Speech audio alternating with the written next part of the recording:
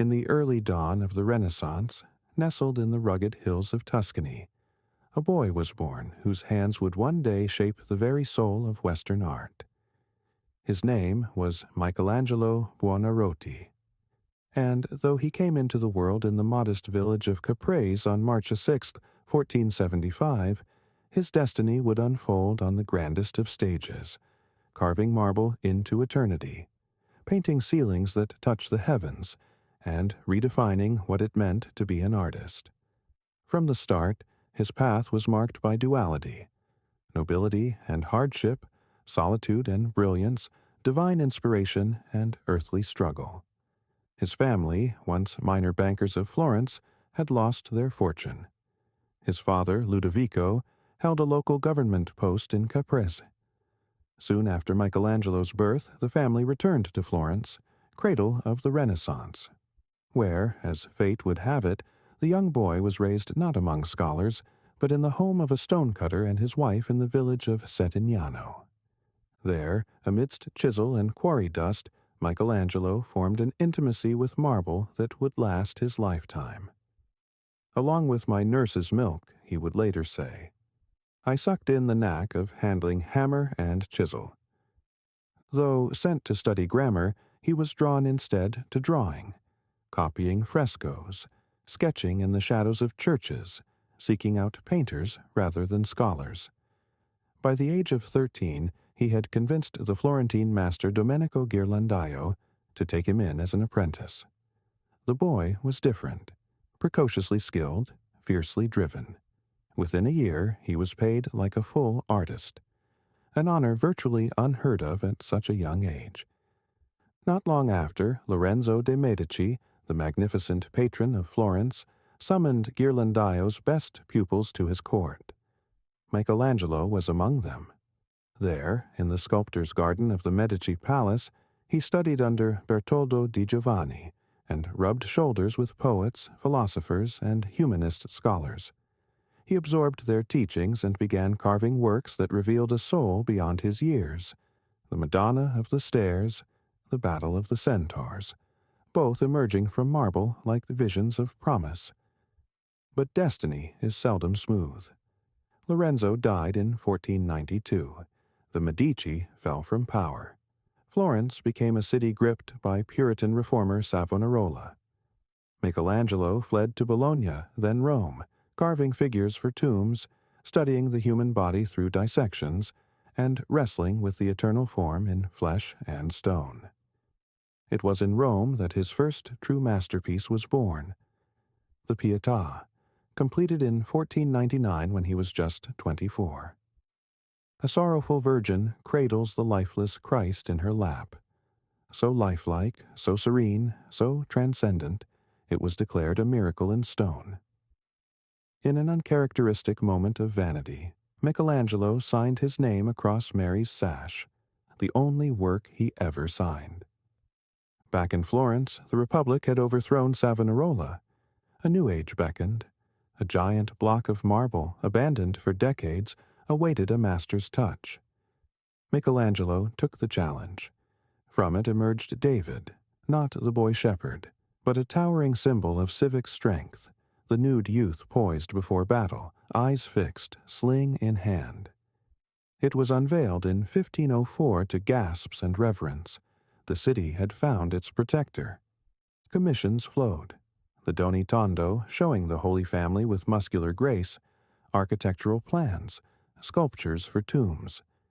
He was no longer merely a sculptor, he was a force. So much so that in 1505, Pope Julius II summoned him to Rome. A tomb was to be built, vast, magnificent, filled with 40 statues. But the project was cursed from the start. Delays, politics, papal distractions. Out of this chaos came a different calling.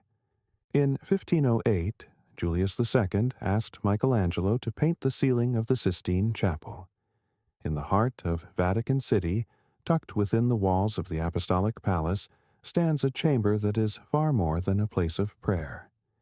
It is a space where art becomes revelation, where the very ceiling seems to be touched by the hand of God, where every brush stroke declares a vision. the Sistine Chapel. Not merely an architectural masterpiece, not only the site where popes are chosen, but a vessel for the greatest artistic undertaking of the Western world. When Pope Sixtus IV commissioned the construction of this sacred space in 1473, he likely did not intend to build a monument for eternity. The old Cappella Maggiore, crumbling and time-worn, was to be torn down. Upon its foundation rose a new structure, its proportions echoing the Temple of Solomon. A rectangle 40.9 meters long, 13.4 meters wide, and 20.7 meters high. It had no grand facade, no triumphal arch to announce its presence. This was an inner sanctum, hidden from the world, yet central to the Church's power. Its walls soon came to life, as if figures emerged from the very plaster. Botticelli, Perugino, Ghirlandaio, Rosselli, Pinturicchio, some of the greatest masters of the 15th century, journeyed to Rome at the Pope's call. Two grand cycles of frescoes grew from their hands, the life of Moses and the life of Christ, facing each other like the Old and New Testaments, law and grace. Above them, portraits of popes, guardians of apostolic succession. Below, painted draperies in silver and gold. The room began to speak in color, in scenes of divine guidance, trial, and promise. On August 15th, 1483, the Feast of the Assumption, Sixtus IV celebrated the first Mass within these walls. The chapel was consecrated, dedicated to the Virgin Mary, and inaugurated not only as a liturgical space, but as a declaration of the Church's eternal role in the world. But what was already a triumph of Renaissance art was destined to be transformed by the hand of one man, a reluctant genius who entered this room years later. Michelangelo Buonarroti, a sculptor from Florence who preferred carving marble to wielding a brush, was summoned in 1508 by Pope Julius II. He was to repaint the ceiling. The original commission was modest, 12 apostles on the pendentives. Michelangelo refused. He demanded and received complete freedom. What he created changed the course of art forever. For nearly 4 years, he climbed the scaffold he himself had designed, a wooden platform stretched across the chapel like a second sky. Contrary to legend, he did not lie on his back to paint, but stood, head tilted upward, arm raised day after day. His work was a universe, 9 vast scenes from the book of Genesis, creation, the fall, the flood. Between them, prophets and sibyls, pagan seers and Hebrew prophets side by side, foretelling the coming of Christ. Above the windows, he painted the ancestors of Jesus, generation after generation, waiting for salvation. And, at the very heart of it all, a single image that became one of the most iconic in human history, the creation of Adam. 2 outstretched hands, one divine, one human, separated by a breath of space, on the verge of creation itself. Michelangelo saw himself not as a painter, but as a vessel of divine vision. His figures are titanic, twisted in tension, suffused with human frailty and divine grandeur. In them, the drama of salvation becomes flesh. But his work in the chapel was not finished. He would return, older, wearier, but still defiant. In 1535, in the shadow of the sack of Rome and with the Church under scrutiny, Pope Paul III summoned him once more. This time the commission was even more ambitious. The Last Judgment, on the great wall behind the altar. Over 6 years, Michelangelo covered the wall with a single, sweeping vision of the end of days. Christ returns, not as gentle shepherd, but as triumphant judge. Around him swirl the saved and the damned, bodies rising, falling, struggling in terror or ecstasy. The dead emerge from graves. Angels sound their trumpets. Demons drag sinners into the abyss. At the bottom right, Charon ferries the condemned across the river Styx, while Minos, twisted and grotesque, awaits in hell. And in the midst of it all, Michelangelo included himself. His face, distorted and anguished, appears on the flayed skin of Saint Bartholomew, hanging like a discarded garment. The fresco caused a scandal. Its naked bodies, muscular and exposed, were deemed obscene by some. Cardinal Carafa and Monsignor Cernini launched the infamous fig leaf campaign, calling for the figures to be clothed. The Pope's own master of ceremonies, Biagio da Cesena, declared that it was more fit for a tavern than a sacred chapel. In retaliation, Michelangelo painted him into the scene, as Minos, judge of the underworld, complete with donkey ears and a snake coiled around his legs. When da Cesena complained, the Pope supposedly replied, "My jurisdiction does not extend to hell."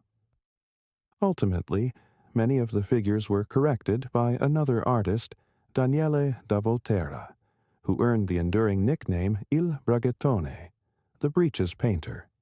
Yet, even as the chapel became the target of censorship and controversy, it retained its sacred purpose. Since 1492, the Sistine Chapel has served as the site of the papal conclave. When the College of Cardinals gathers to elect a new pope, a chimney is erected above the roof. From it rises smoke, black if no decision has been reached, white if a new pontiff has been chosen. Here, in this room beneath Michelangelo's painted sky, the Church chooses its future. The chapel's role in the spiritual life of the Vatican has also remained vibrant. It houses the Sistine Chapel Choir, for whom composers have written some of the most ethereal music ever created. Most famously, Gregorio Allegri's Miserere, whose soaring harmonies once echoed only within these hallowed walls. And yet, over the centuries, the colors began to fade. The soot of candles, the breath of millions, the grime of time dulled Michelangelo's brilliance. In 1984, a controversial restoration began. Over a decade, experts painstakingly cleaned the frescoes, removing centuries of dirt and varnish. What emerged astonished the world. Colors that had been hidden for 500 years. Radiant blues, fiery reds, luminous golds. Not everyone rejoiced. Critics feared that the restorers had gone too far, stripping away not just grime, but subtlety.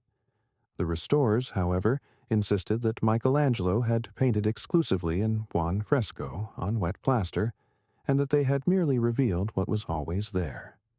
Today, millions enter the chapel each year. They stand in silence, necks craned upward, gazing into a sky painted by a man who wrestled with angels and emerged with divine fire in his hands. The Sistine Chapel is not a museum. It is a living monument, a place where theology, politics, and art converge, a space where the human form becomes the language of salvation, a room where heaven touches earth. Here, beneath the vault of Genesis and the thunder of the Last Judgment, one does not merely see art, one witnesses revelation.